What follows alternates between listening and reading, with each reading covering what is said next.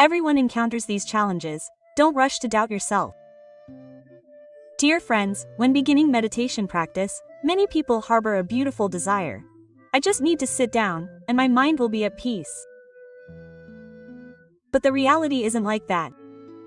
Some people haven't even been sitting for 5 minutes before their eyelids feel heavy, and their heads droop without them realizing it. Others are the opposite. Their bodies are still, but their minds wander through 3 lifetimes. Yesterday's events, tomorrow's worries, things undone, things missed. They don't find peace in meditation.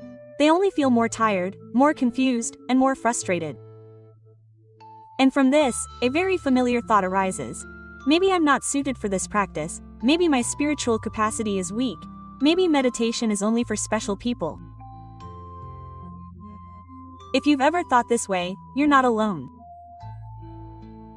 In Zen Buddhism, there's a very frank truth. Anyone who embarks on the path of meditation must pass through these 2 great obstacles. One is called dullness, a state of mental cloudiness and heaviness. The other is called agitation, a state of mental restlessness and distraction. It's not that only those with poor practice encounter these, or that only those who practice incorrectly encounter them, but because we are truly beginning to look at our own minds that these states become evident. Even the great disciples of the Buddha, the Zen masters in their initial stages of practice, were discouraged by these 2 states many times. The history of Zen doesn't hide this. On the contrary, Zen Buddhism considers this to be very real and very human. Therefore, today, before talking about methods, before talking about countermeasures, the most important thing is to instill correct faith. Dullness and agitation are not signs that you are practicing incorrectly. They are signs that you have begun to touch your own mind. Practice is not about finding a comfortable state. Practice is about daring to sit with the truth of yourself. And when we understand this correctly, the path ahead naturally becomes less frightening, less self-blaming, and begins to have a guiding light. Namo Sakyamuni.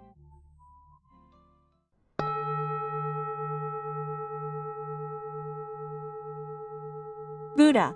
Identifying mental dullness isn't just about sleepiness, but rather a clouded state of mind. Dear friends, when it comes to mental dullness, many people immediately think it's simply sleepiness.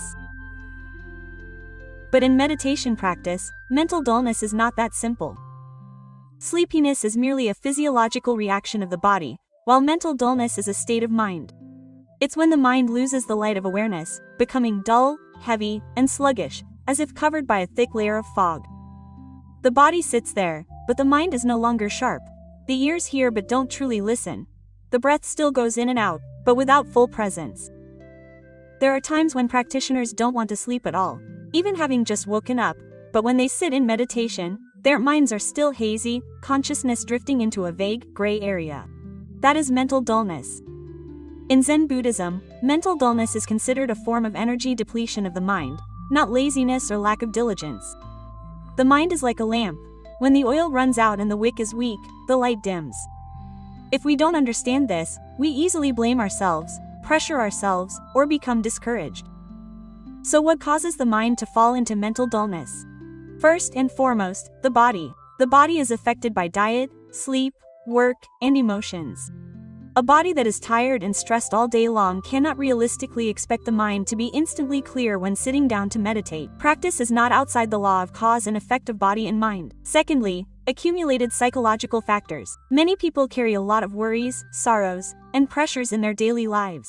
These things don't disappear when we sit in meditation. When external influences subside, instead of erupting into distracting thoughts, they weigh down the mind, leading to mental dullness. It's like someone who is too tired, no longer having the strength to think, only wanting to sink into unconsciousness.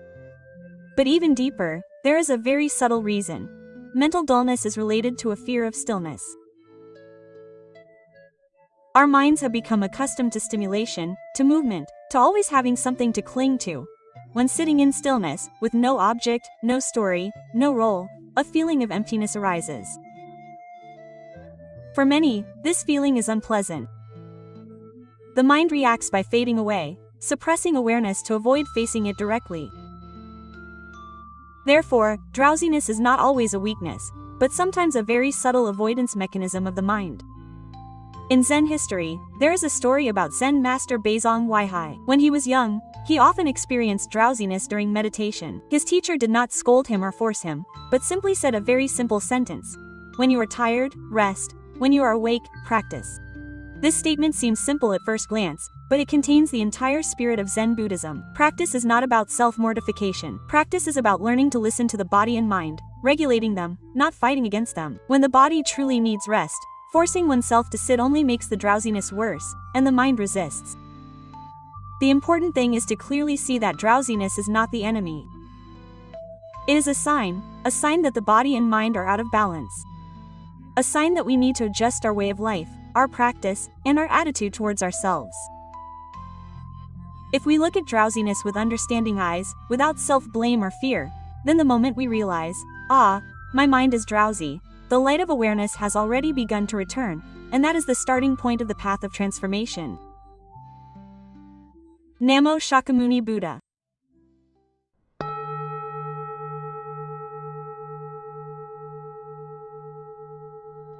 Recognizing the restless and turbulent mind during meditation, the wild horse of wandering thoughts. Dear friends, if drowsiness is a heavy, dark state of mind, then restlessness is the opposite state. The mind is too active. The body sits still, but in the head, it's as if a whole market is bustling. One thought hasn't finished yet, and another has already intruded. From yesterday's events to tomorrow's events, then things that haven't been done yet, things that are feared to happen, the mind runs nonstop, refusing to stand still for a second. Many people, when they encounter restlessness, become annoyed, wondering why they have so many wandering thoughts, and the more they try to force their mind to be still, the more chaotic it becomes. When feeling exhausted, people conclude that meditation is too difficult, that it's probably not for them. But from a Buddhist perspective, restlessness is not a fault but a consequence of a long-standing habit.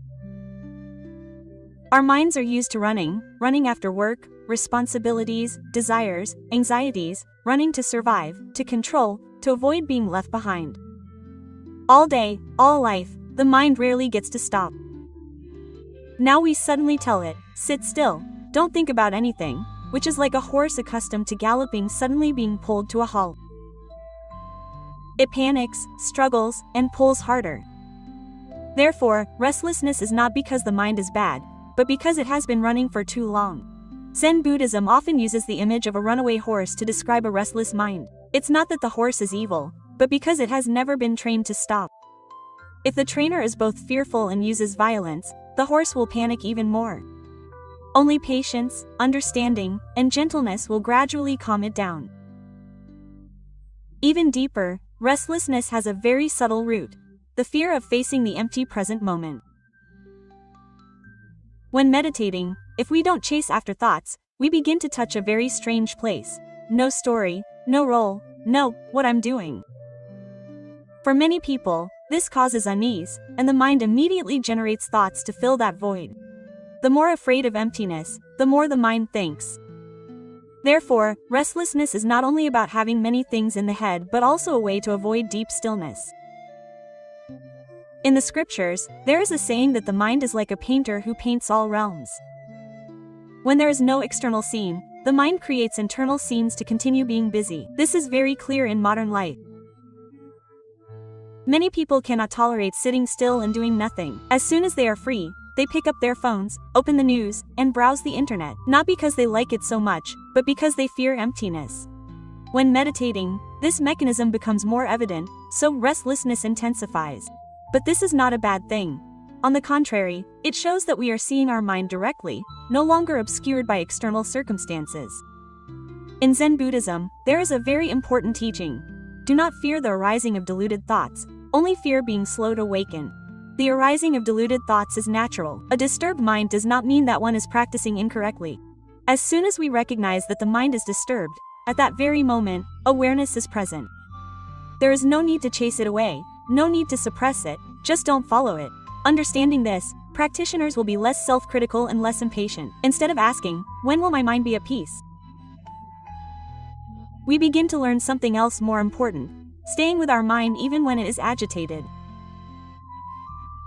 And it is from there that the path to taming mental agitation truly opens up. Namo Shakyamuni Buddha. 3 levels of countering drowsiness, following the body and mind without coercion. Dear friends, after understanding that drowsiness is not a fault, not a weakness, the next question is very practical. When drowsiness arises, what should we do? Buddhist meditation does not teach a rigid formula for every case, because each person's body and mind are different, and the degree of drowsiness is also different. Sometimes it is very light, just a slight blur, sometimes it is heavy, like being dragged down. Therefore, the Buddha taught how to counteract it according to the level, and the core principle is to follow the body and mind without coercion. Mild drowsiness, awakening the light of awareness. At a mild level, drowsiness is just a feeling of the mind not being clear, slightly blurry, slightly heavy, but still with the ability to be aware. At this time, the important thing is not to change to a strong method, but to gently awaken the light in the mind. One method often used is contemplating light. There is no need to imagine anything complicated, simply recognize in the mind that we are directing ourselves towards clarity. We can visualize a warm light spreading from the chest, from the head, or from the breath. This light is not to drive away drowsiness but to nourish the energy of awareness. In addition, we can also change the object of meditation. If, while focusing on your breath, your mind becomes dull, you can switch to feeling your whole body or the sensation of your body's contact with the cushion. This slight change helps refresh the mind, like gently rotating a lamp to make the light shine brighter. At this level, the most important thing is not to control or blame yourself, just recognize and adjust gently. For moderate drowsiness, adjust your posture and environment. When drowsiness is more severe, the mind feels like it's covered with a thick blanket, the body feels heavy, and consciousness is sluggish. Simply focusing on the mind is not enough. At this point, Zen Buddhism emphasizes the role of the body and the environment. First, posture. The back needs to be straight, not tense or slumped. A straight spine helps energy flow. Hold your breath gently, don't let your head droop. Simply adjusting your posture correctly can often reduce drowsiness by half. Next is breathing. You can take a few deep breaths, exhale slowly, feeling the cool air entering, awakening the body and mind, not to force alertness but to infuse more vitality. The environment is also very important. You can open the windows for fresh air, open your eyes slightly, or move to a place with natural light. For some people, simply opening their eyes and looking down in front of them reduces drowsiness. Here we clearly see the spirit of Zen Buddhism. Body and mind are inseparable. Adjusting the body correctly is helping the mind return to clarity. With severe drowsiness, movement helps restore alertness. When drowsiness is severe, trying to force yourself to sit still only makes the mind duller, so trying becomes counterproductive. At this point, a clearer shift is needed. Walking meditation is a highly recommended method. Walk slowly, be aware of each step, feel your feet touching the ground. This direct contact with the body and the earth helps pull the mind out of the dull state. If needed, you can stand up, do some light exercise, wash your face with cool water, or simply rest for a while. In meditation, taking a break when needed is not laziness but wisdom. The Buddha taught his disciples that when the body needs rest, rest. When you are alert again, continue practicing. A story in the sutras tells of a disciple who was too sleepy to practice meditation. The Buddha did not reproach him, but only advised him to rest sufficiently and then return to his practice. By following the natural course of his body and mind, he later attained enlightenment. In short, overcoming drowsiness is not about fighting against it, not about forcing oneself to sit still. Rather, it is about listening to the body and mind, adjusting appropriately at the right time and in the right measure. When we learn to go with the flow, drowsiness is no longer an obstacle but becomes a teacher reminding us to live more balanced lives. And from that foundation, the mind can gradually become clear again naturally. Namo Shakyamuni Buddha.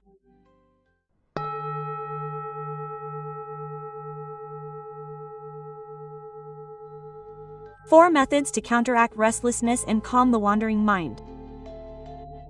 Dear friends, if drowsiness needs to be awakened through body and mind regulation, then restlessness needs to be comforted and guided by mindfulness.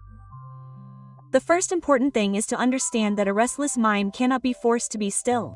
The more you force it, the more it resists. Just like a wild horse, you don't use a whip to make it stand still, but you need soft reins and a patient guide. The Buddha left us 4 very practical methods to help us gradually calm the restless mind, without resistance and without giving up. Acknowledge and name the wandering thoughts. When restlessness arises, the common reaction is to want to chase it away. But the Buddha taught the opposite way. First, identify it. When a thought appears, we don't need to analyze it in detail. Just gently acknowledge that we are worrying, remembering, calculating, or fearing. This naming is not intended to label or judge, but to separate ourselves from the stream of thoughts. When we can name it, we are no longer someone being carried away, but someone who is observing. With just that small step back, the power of wandering thoughts is greatly reduced. Meditation calls this establishing a foothold for mindfulness. You don't need to suppress the thought, just observe it. Observe the arising, dwelling, and ceasing of wandering thoughts. After acknowledging, we can go one step further and observe the process of wandering thoughts. Observe where this thought comes from, how long it lasts, and how it disappears. No need to answer with reasoning, just observe directly. Gradually, you will see a very important truth. Thoughts do not have a solid, permanent existence. They come and go like clouds passing across the sky. There are white clouds, dark clouds, thick clouds, thin clouds, but the sky is never polluted by the clouds. In Zen Buddhism, there is a saying, when a thought arises, does awareness illuminate the thought as empty? This means that as soon as a thought arises, the light of awareness shines upon it, and the thought itself becomes empty. Return to the body, anchor the mind in the present moment. There are times when restlessness is too strong, the mind is constantly being pulled away, and observing thoughts becomes difficult. At this time, the body is the most stable anchor. Bring your attention back to the body. Feel your feet touching the ground, your back straight, your hands resting on your thighs, your breath going in and out. You can practice scanning your body from head to toe, feeling each part. The body is always here and now, while the mind often wanders to the past or future. When you return to the body, you are naturally pulling the mind back to the present moment. Zen Buddhism does not consider the body an obstacle, but rather the gateway to awakening. By dwelling in the body, the mind gradually calms down without needing to be forced. Return to the one who is knowing, touching the root of meditation. The 4th method embodies the depth of Zen Buddhism most clearly, returning to the one who is knowing the thought. When a thought arises, we not only see the thought but also directly ask ourselves, without reasoning, who is seeing this thought? Do not look for an answer in words, just return to the feeling of the knowing presence. In that very moment, the stream of thought is cut off, not because it is suppressed, but because we have returned to the foundation of awareness in meditation. This is called reflecting on one's true nature. The 6th patriarch Huineng, upon attaining enlightenment, said, "Who would have thought that the inherent nature is originally pure?" This refers to the knowing mind, which is always bright, always present, and never disturbed. These 4 methods are not separate but support each other. Initially, we acknowledge, then observe. When the mind is too restless, return to the body. When there is an opportunity, return to the knowing mind. The important thing is not to rush. The mind has been running for many years, it cannot be calmed in just a few sittings. But each time you don't chase after thoughts, each time you return, it's a step towards taming the mind. And from this tamed mind, you will realize that standing still is also safe. Namo Shakyamuni Buddha. The common root of drowsiness and restlessness is the avoidance of the present moment. Dear friends, after clearly understanding drowsiness and restlessness, after learning specific ways to counteract them, now we need to go a step further. Because if we only stop at techniques, we still haven't touched the true root of the problem. At first glance, drowsiness and restlessness seem completely opposite. One is dim, heavy, sinking down, while the other is scattered, jumping around as if being pulled everywhere. But in the light of Buddhist meditation, these 2 states originate from the same root. What is that root? It is the avoidance of the present moment. When drowsiness arises, the mind does not want to directly confront clear awareness. It retreats, dims, sinks down as if to avoid looking directly at the truth of the present moment. When restlessness arises, the mind runs outside, racing in thoughts, plans, and memories to avoid staying still in this moment. One is escaping by dimming the light, the other is escaping by creating more movement, but both are forms of escape. The Buddha pointed out that what makes it difficult for us to stay in the present moment is not because the present moment is too painful, but because the present moment has no place for the ego to cling to. When we don't think about the past or the future, when there is no story of who I am or what I'm doing, the familiar sense of self becomes fragile. And this creates a very deep sense of insecurity. For those unfamiliar with meditation practice, the emptiness of the present moment is often misunderstood as meaningless or frightening. The mind immediately reacts, either by blurring things out to avoid seeing clearly, or by frantically trying to fill the void.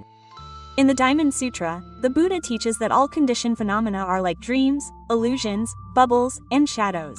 When we begin to experience, even partially, this nature of the present moment, the familiar controlling ego loses its footing. Drowsiness and restlessness are the first reactions of the mind to this truth. Looking at it this way, we will see that drowsiness and restlessness are not external obstacles, but rather mirrors reflecting how much we still fear the truth. They show us what stage we are at in learning to be present with what is. Therefore, instead of asking how to get rid of drowsiness and restlessness, the correct question is, am I truly ready to stay in the present moment?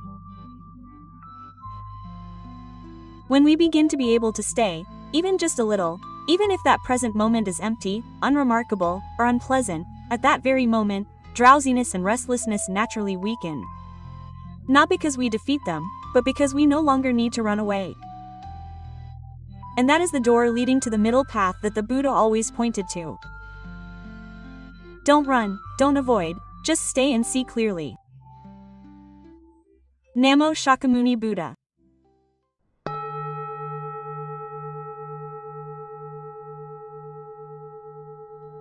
In conclusion, let us take drowsiness and restlessness as our teachers. Dear friends, having reached this point, we can clearly see something very important. Spiritual practice is not about completely eliminating drowsiness and restlessness. If we still harbor that desire, we are still secretly fighting against ourselves. Buddhist meditation does not promise a state of mind that is always bright, always peaceful, always pleasant. Meditation only points to a path. The path becomes clear even when the mind is dull, clear even when the mind is agitated, and clear without adding self-reproach, impatience, or disappointment. Drowsiness and restlessness, ultimately, are not enemies. They are very real, very close teachers. Drowsiness teaches us to listen to our body and mind, to live moderately, and to stop when necessary. Restlessness teaches us to see clearly the habit of running away, to see clearly the fear of emptiness, and to learn how to stay with ourselves. Every time we meditate and realize that the mind is drowsy or agitated, that is a moment when mindfulness is present. No special state is needed, no lofty feeling is required, only that recognition is enough. The path of practice is already opening up. In Zen Buddhism, there is a saying, the ordinary mind is the way. It is not when the mind is perfect, but precisely in these very ordinary states that the way has the opportunity to manifest. If today's meditation session results in a very peaceful mind, that's good. If today's meditation session results in an agitated mind, that's also good. If today you are only sufficiently aware to know that you are tired, that you are running away, that is already practice. The important thing is not the result of each meditation session, but the attitude we carry with us throughout the journey. Don't rush, don't compare, don't condemn yourself. The mind needs time to learn how to be still, just as the body needs time to recover after fatigue. Go slowly, steadily, with understanding and compassion for yourself. And then, at some point, you will suddenly realize. When drowsiness comes, you know how to care for it. When restlessness comes, you know how to listen. The mind may not be completely peaceful yet, but you are no longer afraid of it. Right there, meditation begins to blossom. Dear friends, on the path of practice, drowsiness or restlessness are not faults, but signs that we are truly turning back to look at our own minds. As long as you can recognize it and turn back, the path remains open. Practice is not about having a perpetually peaceful mind, but about no longer being afraid of your own mind. Each time you sit down, whether in peace or turmoil, is a step in learning to understand and love yourself more deeply. The path of mindfulness teaches that by walking slowly, steadily, and mindfully, the light of peace will gradually appear in each breath. May you always maintain faith, patience, and a gentle heart on your journey back to yourself. Namo Shakyamuni Buddha.